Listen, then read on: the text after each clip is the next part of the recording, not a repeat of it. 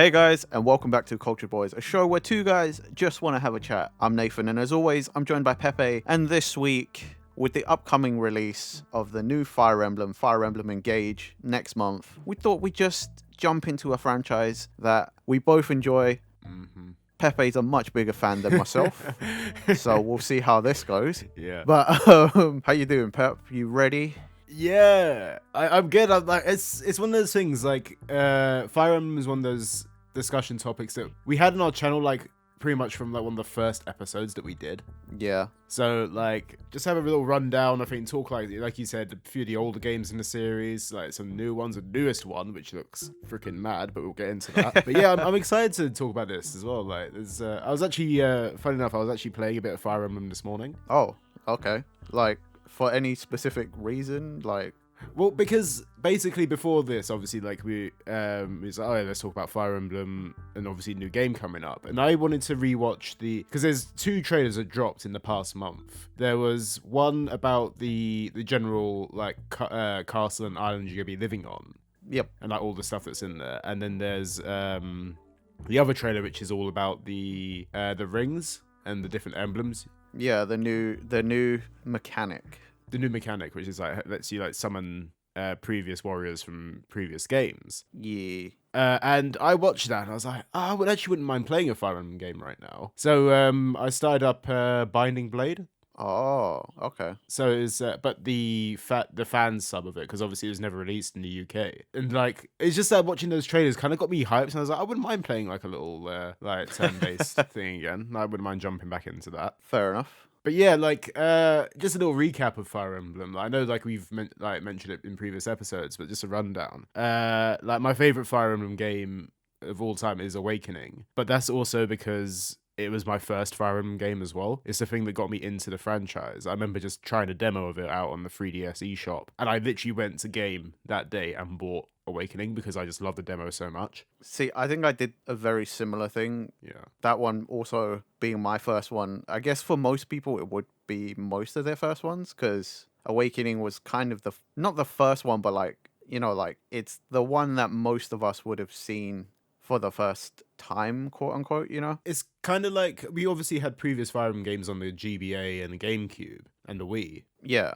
But this is like the one that really actually shot it back into popularity. Like this, like I don't know how it managed to do it. Like Fire Emblem was going to end after Awakening because the series had just been doing so bad. And then somehow Awakening brought back that whole, like, just revived the series somehow, which is mad. I think it's because like the 3DS was doing all right.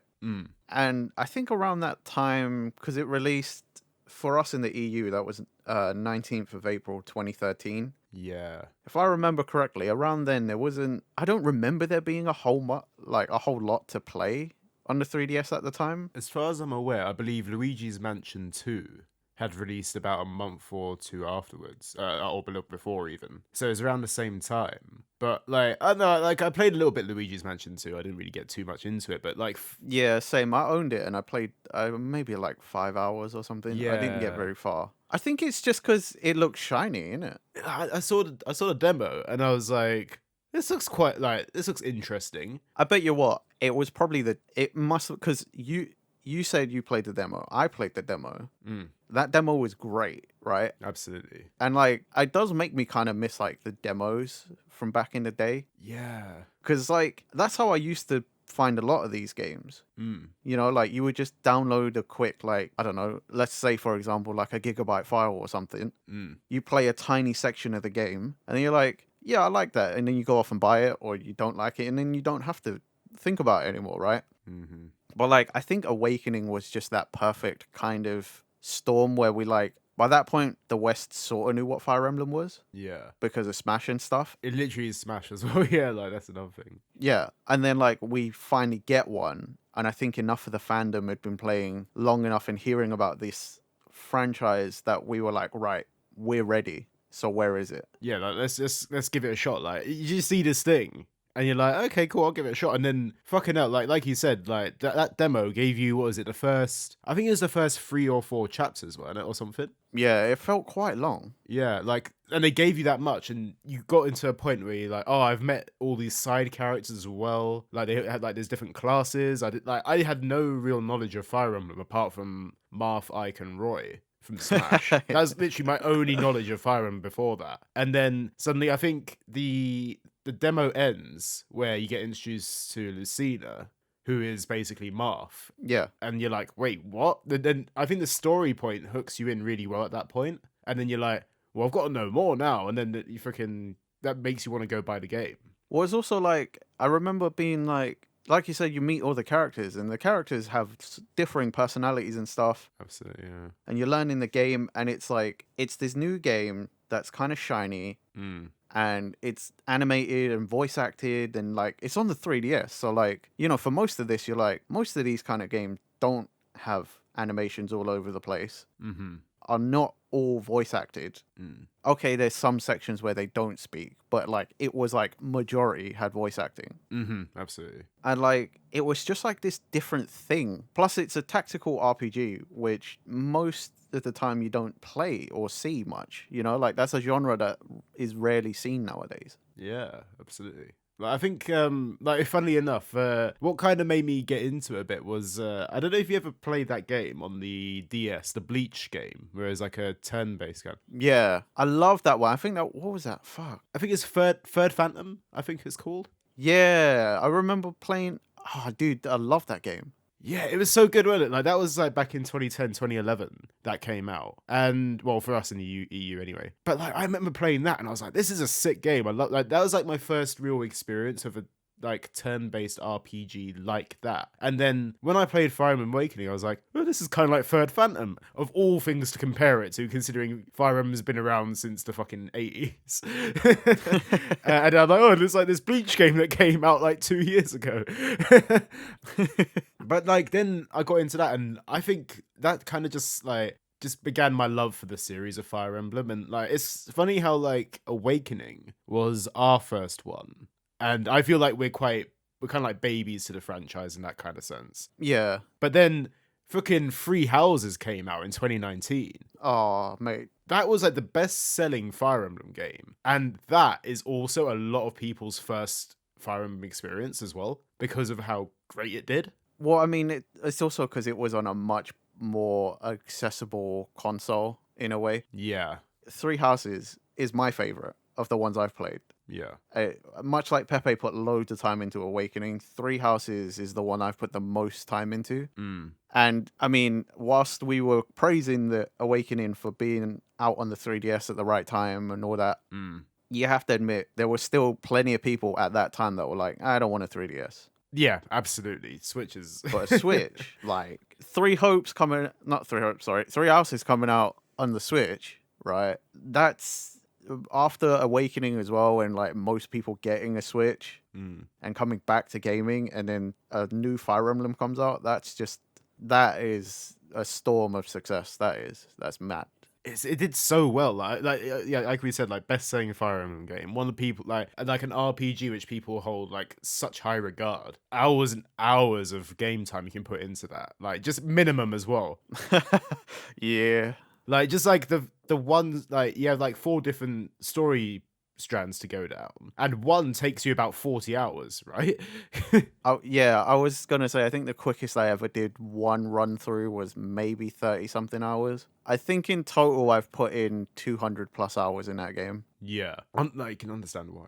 And that is just doing the 4 story playthroughs. Yeah. Unreal how much stuff is it. Which, you know, spoilers, I guess, if you haven't fucking got to that point. I get it. It's been out 3 years, but it's 3 years now. You've had your chance. Like, I think that's the one thing about this game. Like, it's the first Fire Emblem that gives you that much content. Yeah. Like, because each Fire Emblem game before that, like, you had Awakening, which was kind of like, you got the story, you got your chapters, and you might have a few side quests in there. And like you can level up your characters afterwards, but no real post-game content, like kind of just like some like mad side missions you can do and get extra units. Yeah. And then Fates came along, and that was pretty much like Awakening, but with a few more fleshed out things, like sort of the My Castle mechanic where you can build up like your own castle and put like different shops in there and stuff like that, which is really cool. But then Three Houses comes along and has a whole bunch of like a mad kind of little like world you can walk around in. Yeah, it's got an overworld, like a hub area. Yeah. It's got now this.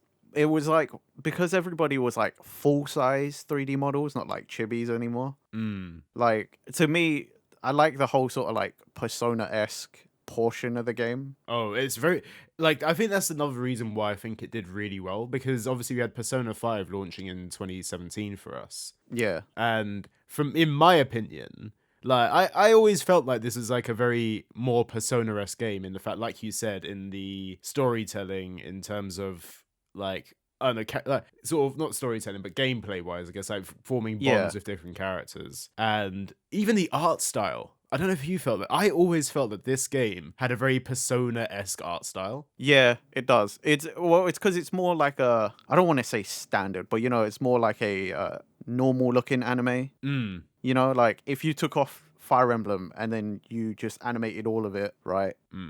You would believe that was just some sort of medieval anime. Absolutely. And like, let's face it, like Persona is just sort of like anime anyway, right? Yeah. So in that sense, yeah, I get completely what you mean.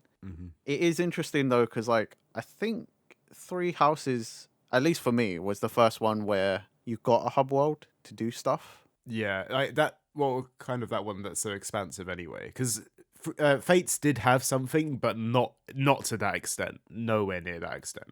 I like, normally, at least for Awakening, right? The way you got your bonds up was there was a tiny room before fights you could go. I think it was like the camp tent or something. Oh yeah.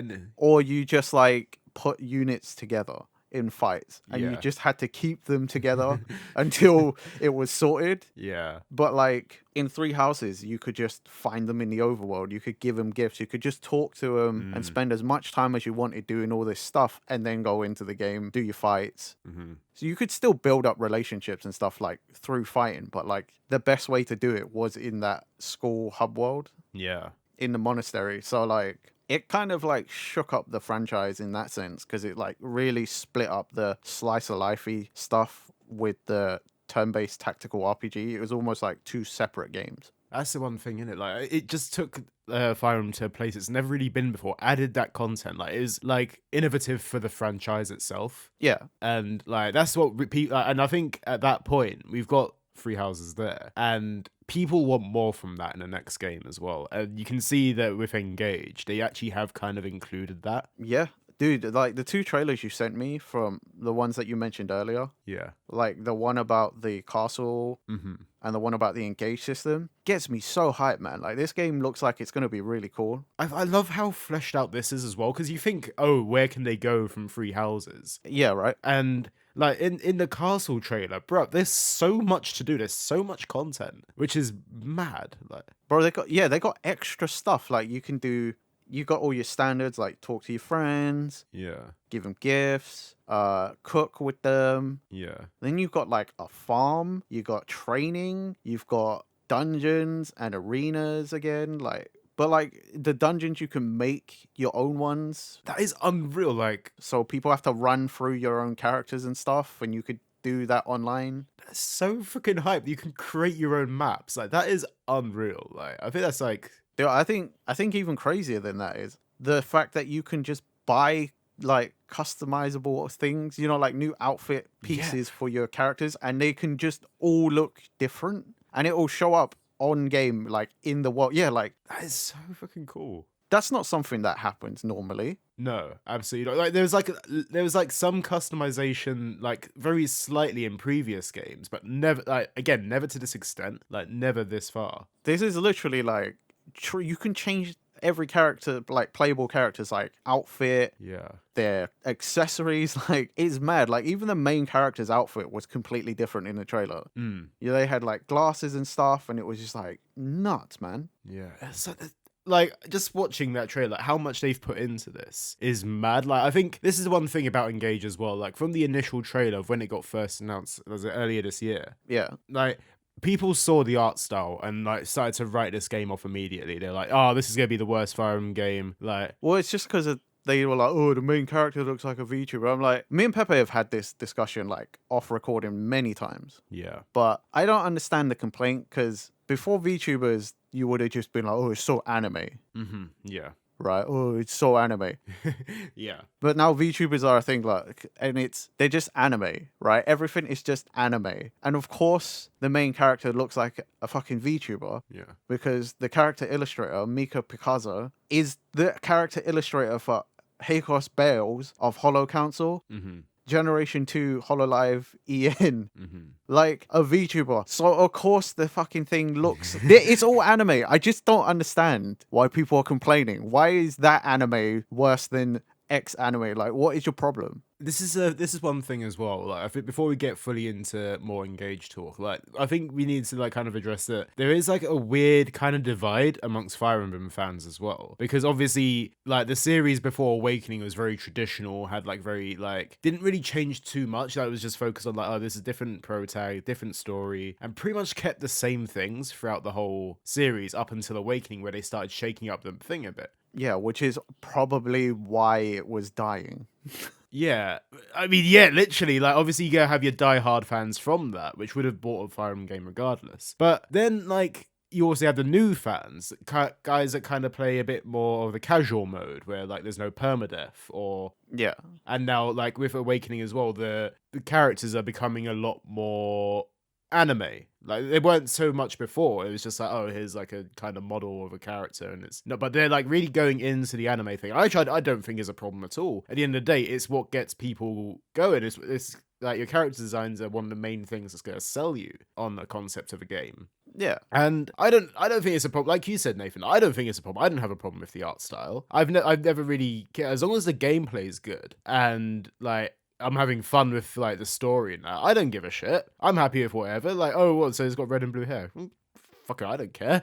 I mean, Marv had blue hair, Roy had red hair. Oh, combine the two. Ooh, fucking. Like, I don't really understand why people getting so angry about it. Yeah, honestly. Maybe like I can understand. Yeah, you've had this series and you like, oh, you're a traditionalist or whatever. You can be a traditionalist, but mate, just like enjoy the game for what it is. Don't write off like on the first thing just because it's a different art style. I know, like as long as it plays like what you remember and evolves as a franchise and adds new things that make the game like more complex or add depth, then what's the problem? Yeah, like I think. Like, people just need to give this game a bit of a chance. And I think these trailers actually do it so much justice as well. I agree. I think, like, I was looking at some of the comments on it, like, because I was curious. Like, obviously, I saw these trailers, like, this looks fucking sick. What are people saying about it? Because obviously, we all had the people saying, oh, the design's crap or whatever before, and that's what we only really had to go off of. Yeah. But now, I looked at the comments section, and yeah, some people are still, like, a bit annoyed by the design or whatever. But you see these comments come through now. Every single comment I saw was like, this game looks fucking sick. Like, this game, like, has so much content in it, and like not just the fucking core gameplay, the whole point of the series. Like, you can walk around, like you said, communicate with characters, design your characters, do extra like side stuff. Like, there's so much there, and you can't complain about it because this game looks so fleshed out. And we haven't even started talking about like the fucking Engage system properly yet. Exactly. That in itself adds so much already to the combat, to the actual physical game itself. Like, we're just gushing about all the side stuff, the optionals. Yeah.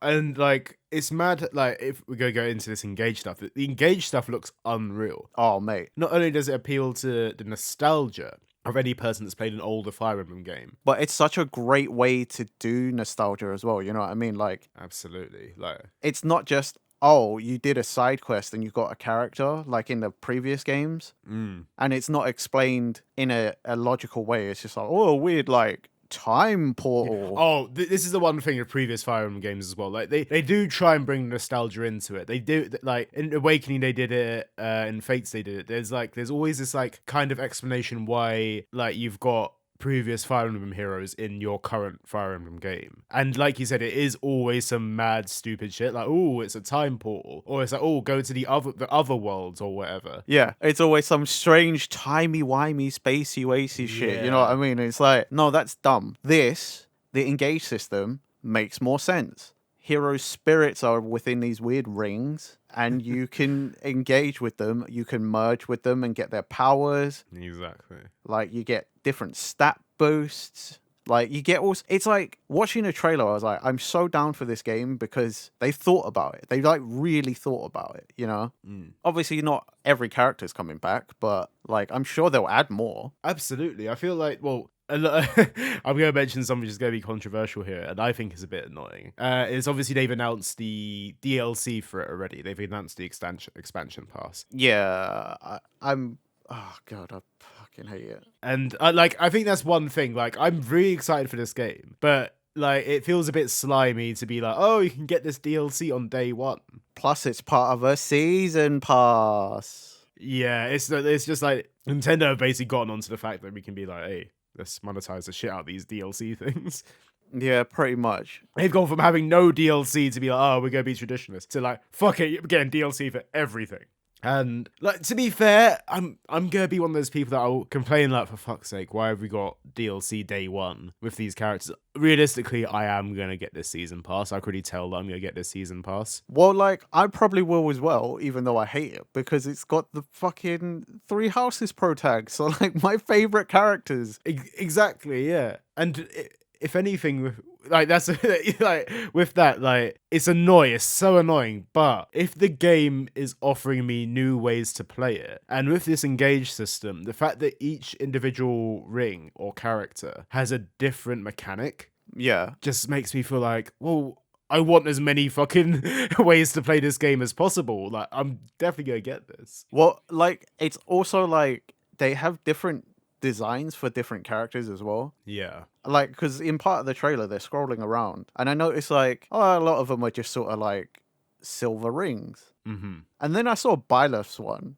and it was like this awesome, like, black ring that had a little more ornate design, and I was like, fuck, that looks cool. Right, like, I think they're like really going into different ways you can play this, and the way it looks as well. Like, I love that, and what I'm curious with, I think you can do it, but like, it's putting different Engage rings on different characters. Yeah, they did mention in the trailer you can do that. They were like, yeah, so it's just mix and matching, and like, they made it a big point yeah, that you could have really weird combos with the characters and the rings. That's gonna be so mad. I'm so looking forward to it. Like, the fact that there's like gonna be these like, each character, you want to, at that point, you kind of want to just test all the different combinations you can make and which one works out best. Oh yeah, totally.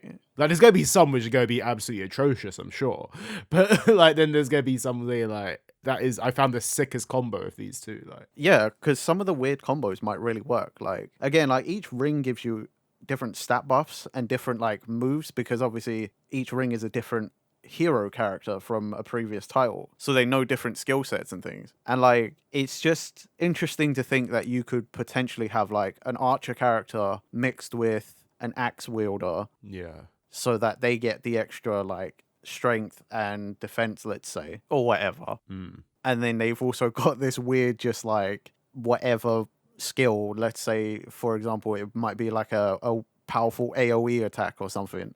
And you're like, an archer would never have any of that, but it fucking works for some reason. I'm so like, that's it. That's the combinations we're looking for. That's the thing that like changes up the gameplay so much. And that's like, this is the one thing with each Fire Emblem game that's come out. Like, most of them have been like, let's go for something completely different. Let's actually try and like make a point of making this game different. And they fucking deliver. And I haven't played this game yet, but I'm already like so hyped for it, just so seeing everything that's coming with it. Same. Honestly, it looks so good. And like, it's also cool that they mentioned in the trailer, it's not like a one-time use, like one per battle use. It's got a meter. Yeah. So if you engage or fuse with the character in the ring, if the battle's taking long enough, you can just redo it. You know, like, you can refuse again. Yeah. Because like, you could easily see something like, in a standard game design fashion, something like that would be limited to like once per battle per character or whatever, right? And that would make sense, because then they're like, okay, it's easy for balancing. You don't have to think about a player's going to like use character skills in a spammy way, like here, there, whatever, right? But I think it's great that they did that, because if you've got the weird combinations or you like really heavily rely on a specific skill set from a specific like engage ring, you would want to use it several times, and it like lasts 3 turns every time you use it, and then you have to charge it up again probably for another like 5 turns or whatever. Yeah. I don't know, they didn't say how long, but that's the one thing. It doesn't feel like overpowered in that sense, because immediately when you think of that, you'd be like, well, what's the point of using just like standard swords or whatever and just using a standard character? It's kind of like just having that charge meter, and like you have to like do certain things to actually activate this. So it makes it worth it. And if it is only 3 turns, it lasts for however many turns. And like, it sounds like there might be the possibility to extend that maybe through the training aspect of like in the castle stuff. I don't know. Maybe, or it probably won't, but at the same time, it just, again, it's a well thought out mechanic that adds to the depth of gameplay. Absolutely. Because now you've got an extra layer of tactics, isn't it? Like, you're like, when do I use this power? How effectively can I use this power? Because it was like Sigurd, you could move almost like halfway across a map. He's got so much movement. Yeah. Or like Byleth's skill, you can either raise characters' stats, or you could just have them do a whole nother turn. Yeah. Or was it like fucking, is it Celica, I think it is, that who just teleports. Fucking teleports to the other end of the fucking thing and just attacks where they couldn't get to before. It's just unreal. That sounds like, what? It sounds sick. But obviously, you have the risk of then, like, oh, if your meter runs out, your character's just stranded at the end of the map, surrounded by enemies, and you're like, oh, okay. But again, that's like the tactical part, isn't it? Like, exactly. If you chose to do that, that's your fault. The only one I sort of thought was weird was, I've always associated Lynn as a sword master. Yeah. And they focus more on her being an archer, and I was like, is that a thing? I don't know that that's always a thing. It's a weird one, isn't it? Because Lynn is one of those characters that is definitely, I feel like, a swordmaster character, but maybe they wanted to add more depth into, like, obviously because all these are lords, aren't they? And they're like, and there isn't really a lord like or MC which has an archer ability, as far as I'm aware. Well, yeah, I mean, he's not main character, but Claude is an archer. Yeah, I mean, yeah, but then he's also combined within those, like with Claude. Wait, as in like the guy with the yellow deer, right? Yeah, golden deer. Yeah, yeah, golden deer, yellow deer. Like, yeah, because he's combined within the sort of the ring with Edelgard and Dimitri, isn't it? So I don't know. Oh, they were in one ring. That's not 3 separate ones. They're in one ring. Yeah. So no, it's not 3 separate. So it's in the one ring. Oh god, fucking hell! What, turning this into fucking Lord of the Rings now? the one ring of power with fucking 3 characters in it. A bit OP. It's a bit cramped in there. It makes me wonder what, like, because you can talk to them as well, can't you? And it makes me think that's going to be like a very over. I could already see some like interesting conversations coming up in that. I don't know if they ever put a trailer out for it, but like, I'm kind of, how do you get more rings? Like, is it going to be side quests or dungeons, or, you know what I mean? Like, well, they said, like, obviously there's other rings as well. What was it? There's like bond rings or something like that, shards or something. Yeah, and you combine them, and like those are like from other characters in the Fire Emblem series that aren't MCs, but like, yeah, but those are just for like stat boosts and things. Like, they're stat boosts and stuff. Yeah, but like, but I mean, like, the actual like engage rings, the ones with the hero characters, how would you get that? I'm assuming it would just be sort of like, oh, there's like a mission or a thing or something. I assume it's through story. I'm gonna assume that there's gonna be like certain quests, like where, like, I don't know, in chapter 5 or whatever, you might end up getting like Sigurd's ring or something like that. Okay, whilst we're talking about, what game is Sigurd from? I have no idea. I believe it's one called I always kind of like butcher the name of it. God, it's like the Holy Geology War, so Geology War. Oh, the Holy Rock War. Right, I'm gonna look it up right now because I am curious.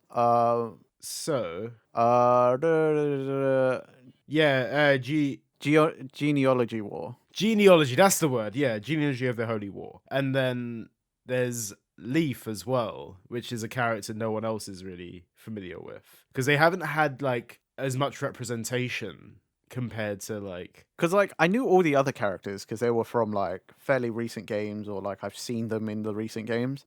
But then they kept being like, oh, Sigurd, and I'm like, is he new?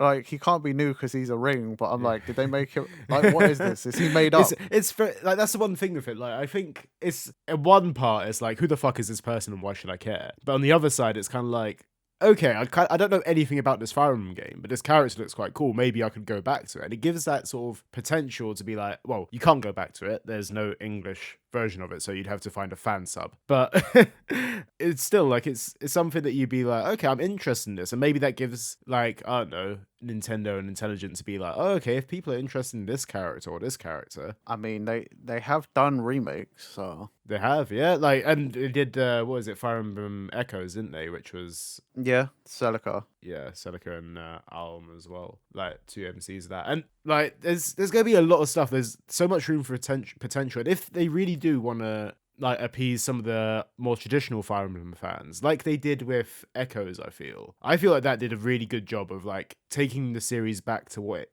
was before Awakening. And if people want that kind of thing, then it's like, yeah, there's an option available for you there. And they can do like maybe like a remake of more traditional Fire Emblem, then make newer games with more new like updated mechanics and different ways to play. Maybe that's a way they can make the series go from there on. Maybe it's a thought. Maybe that's the way of doing it. Who knows? Like it's an option anyway, and I'd love to play more Fire Emblem games regardless. So, well, I was just about to say like that's also the best way to reintroduce existing games. Because like obviously in Japan they had all of them, whereas the West we only got them after a while. Yeah. Or like we did have some, but again, it's like from Game Boy Advance and not everywhere, and like it was not always everywhere in the West and whatever. So like you could re-release a bunch of these older games.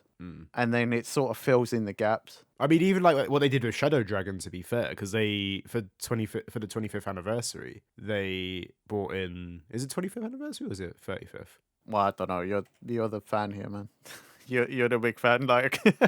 Maybe I don't know. Maybe I'm wrong. I don't fucking know. It must have been early. It must have been 30th or 35th because it was in the 80s, wasn't it? Either way, like they did with Shadow Dragon, they brought that game back only for a limited time. But you can download it. I think it was only like, was it £5 on the eShop or something? And you can play that game again, and it's bloody hard. I'm a real casual Fire Emblem fan as well. I don't play with permadeath on. I just play like the normal difficulty. I'm not gonna go too hard into it. I just enjoy the story and the gameplay for what it is. But bruh, if you try and play Shadow Dragon, the OG one, that's so fucking difficult.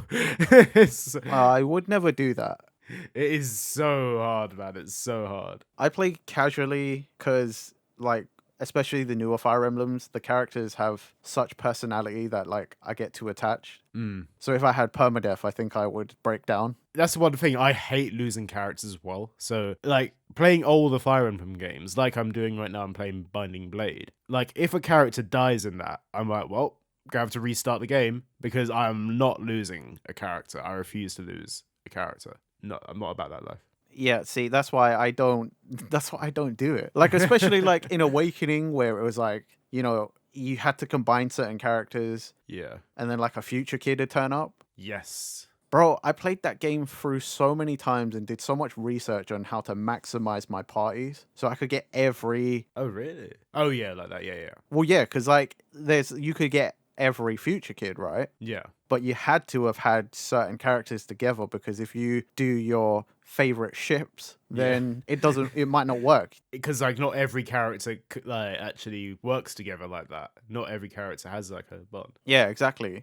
Like you could get some of the kids. Yeah. But like you needed a very specific combination to like get every kid. And then you still had to rescue them. I had to redo that several times because like, you know, like the Robin has 2 kids. Yeah. But then one of them is like kind of weaker because they're also a mage. Yeah. And then like I lost that mission so many times and it's a one and done. Like, yeah, so I had to reload the save every time. I think it took me like 7 attempts before I finally saved the kid, and I was like, okay, this is the run. Like, this is the one because I finally did it.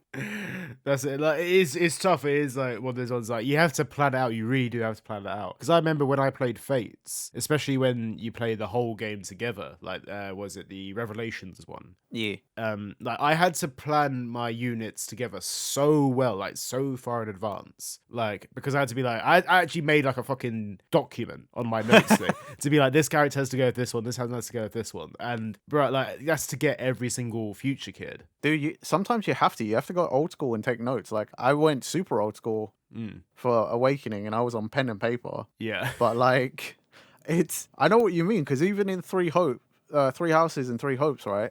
With all the gifts and stuff, like, I had several web pages open, right? Several tabs. Yeah. Of like when I needed, like what gifts, what character, how to get these characters to be part of your party. Like, I might as well have had just spreadsheet upon spreadsheet open, just like it's mad, like figuring out. Yeah, there's one thing as well with those kind of characters, like you said about like. I remember my first playthrough of Awakening, I didn't realize that I had to talk to certain characters to like get them on my party. So there's characters like Gaius, who I met and I was like, he looks cool. And then I fucking killed him. And then I moved on to the next chapters. Like, okay, cool. When's Gaius coming back? And when's he joining my party? Man's dead. He's not coming back. I didn't realize that. So I had to play through the game. Once I completed that first playthrough, I was like, well, I'm going to play the game again and actually get those characters. And then that's when my second playthrough was one where I got every future kid, like you were saying, like planning out and that kind of stuff. Like, God. See, that was like me on Three Houses. First playthrough, just play through it. Yeah. Didn't know you could recruit the other class members into your team. No. Yeah. I didn't know that.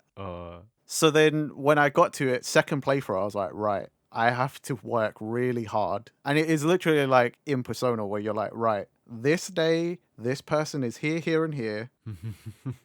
I need to buy this gift, and I need to talk to him, and I need to do this, this, and this. Like, you got like a whole schedule you got to follow. Yeah. But then every subsequent playthrough, it gets easier because like once you've done it once, you can then spend like your renown points in Three Houses.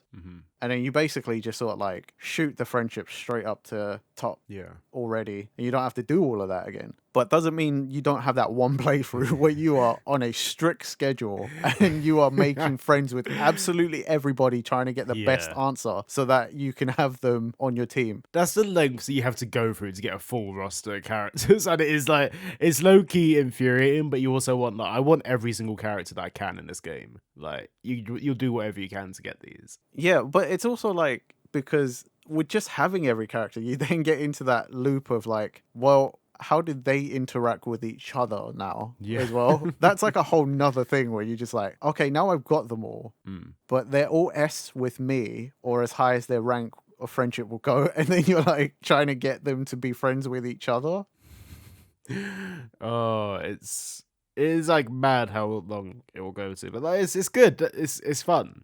It is fun. I'm actually, now that we started making me think about all of that, I'm kind of scared for like the new game Engage looks like it might have quite a big roster as well. And it does, don't it? Like, this is one thing as well. I feel like I haven't so much focused on the actual characters themselves in Engage, like, because obviously usually when a new Fire Emblem game comes out, you're like, oh, this unit looks quite cool, this unit looks quite cool. But I feel like I've been focused so much on the older characters that I haven't actually paid that much attention to the newer ones, the newer units. Yeah. But not much has been revealed on them, to be fair. But apart from one fucking dude, which I think you might have seen it in the castle trailer. What, the llama hero? The llama guy is like the alpaca hero. Oh yeah. The best way to start the day is with a bold fucking pose or something. Yeah. Oh man, like, I just know the alpaca guy now, and I think he might instantly be one of those characters that I'm either gonna love or hate. I feel like he might be like in Awakening, like Donnie, the like farm kid. Oh yeah, the farm kid. Who either is amazing or completely terrible depending on how you use him. Like, yeah, absolutely. Oh man. Because I had playthroughs where characters like Donnie are amazing. They're like my best character in the end, and you're like, I don't know how that worked, but sure. Man, if a pot on his head was just fucking doing bits. Yeah. And then, you got other playthroughs where you're like, you are trash, and you're never going on the battlefield. You are nothing. But like, I feel like this guy is going to be like that. He's going to be like either the best character you have or the worst character. He's not going to be anywhere in between. I love that. Also, he better get some special costume. If he's calling himself Alpaca Hero, he better be getting some sort of like special hood or something that looks like an alpaca or some crap. I didn't notice in his costume he had like an alpaca logo on the breast of his shirt. That's not enough. It's not enough. I need more. I need an alpaca helmet. A helmet or a cowl or a hood or something, like a whole outfit. I want him to be like Batman but alpaca man. It makes me wonder as well. Like, I wonder if like because they said you can form relationships with with the previous heroes in games. I wonder if it's the same kind of mechanic, like relationship mechanic that you can put between different characters in this one. Maybe. I feel like they kind of retired it after Fates because like Fates and Awakening did it so like you pair them together and then you get this third character and it's cool. Like because then you got a bigger roster from that. Yeah. Like in Three Houses, they stepped back from that. They didn't actually include it as much, and I'm just wondering, like, I don't know, will it be like that again? I hope so. I hope they show the relationships between the few characters. I mean, it's hard to say, innit? Like, because I guess it depends on how each character is written. Yeah. And sort of like the plans for each character. So it's hard to say like, no, that won't return, or yes, it will return. I guess it just depends on if the story warrants like that character gets together with this character, that's canon, and like this whatever, you know what I mean? Like, I guess they try to avoid official ships because then fandoms kick off. Not that the fandoms don't kick off anyway, they always kick off about something. Yeah. I mean, we've already seen it a little bit, but yeah, exactly, right. But I don't like.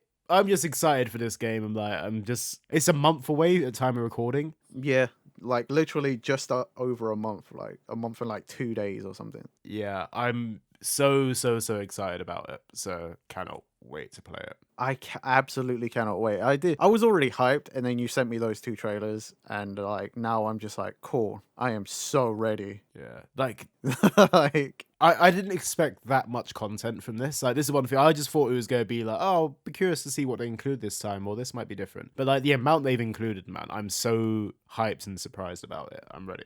See, I kind of had a feeling that there might have been a lot of content because like it just seems like that's where the franchise started going. Because like once you do something once in a franchise, you kind of have to keep it up. Yeah, you don't have to up the ante, but you know what I mean. You need to either keep the same amount or you have to add more. And Three Houses like really upped the amount of content.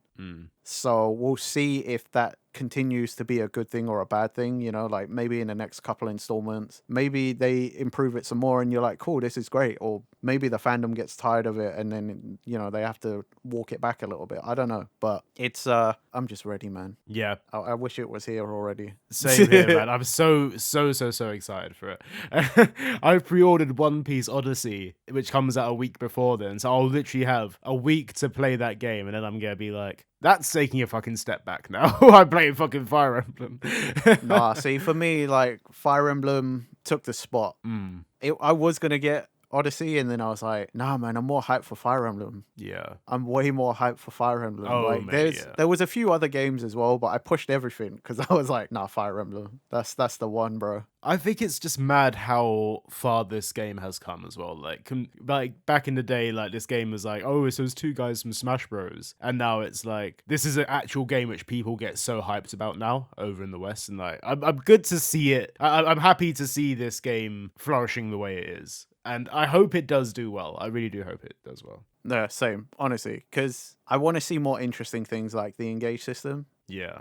Like, obviously, it might be a one-off in the game in just this title, and then the next one might have something completely different. But I like when they think about how you're going to have older characters return, but in an interesting way like this. Because I am actually seriously like, just don't. It's kind of just nostalgia bait when you're like, oh, weird time portal sent Marth from the past into the future, and he's never going back because we need him to be in your party for the whole game. Ooh, and you're like, come on, man. Come on. You could have done something else. They've done it well. They've done it well already. Like They have. And I hope, again, maybe the Engage system doesn't stick around. Or if it does, I'd be down for that too. But like, just interesting writing, you know, like I think it is a one and done thing. I think this is like it will just be for this game. I can't see him doing it for another game. Yeah, but I think like it's a good like if they're gonna do it, it sounds like they're trying to do it in a way that actually works really well. And I just like it looks good. I think a lot of people are just anxious about how the story is gonna go now. And I think it's a very valid thing to say because although like the game mechanics look sick and like I think the character designs are great, I think there's so much content in it. Like no one knows what the story's gonna be like, and you won't know until you play it. Yeah, that's true. So, and I think like I still think that every Fire Emblem story has been great. I don't think I've ever played a Fire Emblem game and I'm like, this story is so shit. I mean, like, the story is whatever. Like, I thought the stories are like to me, the stories are all right, but I mean, like, they're nothing like. And I don't want to sound like I could do any better, right? Yeah. But like a lot of game stories aren't like super groundbreaking anymore. Because I mean, it's hard to, by this point where we've had almost every fucking idea to ever exist almost coming to existence. Someone somewhere has done almost everything at least once, right? Yeah, I can see where you're coming from, yeah. That's just the way it's worked. So like within Fire Emblem, yeah, the stories are great, but... no, man, like Three Houses though, like some of the stories in that are fucking bleak. Yeah, I will agree. Three Houses really did like take it back into a darker place. Yeah, because normally it was just before like, you know, world calamity, and then this is because of this bad guy. Oh, they're gonna take over or destroy the world. But like Three Houses did take it sort of in a separate direction. It still had that. Yeah. But like you sort of had to search for it. Literally. But yeah, I don't know. I just kind of hope it's not more like, oh, big scary dragon, ancient dragon from wherever. No, it's more likely it looks like it's a Dark Lord kind of thing, and there's other Engage rings like that look a bit more. Yeah, I mean, it seems like will be like someone's like abusing the rings. Oh, maybe they have to go to Mordor and throw the rings into. And then all the Engage rings have to go in the fucking pit of fire. But who knows? I think that pretty much wraps up. I think. Yeah. I'm all you're getting from us right now is we're hyped about this game. Yeah, there's honestly not much else we could add. Yeah, by talking about other games, it would just lead us back to being like, man, the new game looks so cool. Yeah, it literally is, and like obviously the game isn't out yet at the time of this record, and like, but who knows if there's more gameplay trailers coming out? There probably will be something close to the time. But anyway, we're hyped, cannot wait. And yeah, we hope you guys are hyped as well. Like, let us know your thoughts, if what your feelings are about the game. Like, if the game's already out, have you played it? What do you think? Wow, that's like some future proof in there. Future proof? Like, does it? Like, I don't know, do you enjoy it? Like, is there any specific Fire Emblem game that you have played and you think is your favorite? Like, that's different to ours? Like, any game that you think is just genuinely shite? Let us know. Like, I mean, like, yeah, let us know, but maybe not that last one. Let's not be toxic, peeps. Like, you know. I mean, like, I think everyone's entitled to their opinion. If you don't like a game, you can say that. Yeah. Yeah, you're entitled to your opinion, but let's, you know, like, you don't need no toxic shit. You know, people can get toxic out there. Thank you for listening, guys. You can find us on all podcast platforms. Links in the description. Remember to like, comment, subscribe. We're on Twitter as well. Give us a follow there. And I guess we'll see you next time for another episode of Culture Boys. Catch you later. Bye-bye. Bye.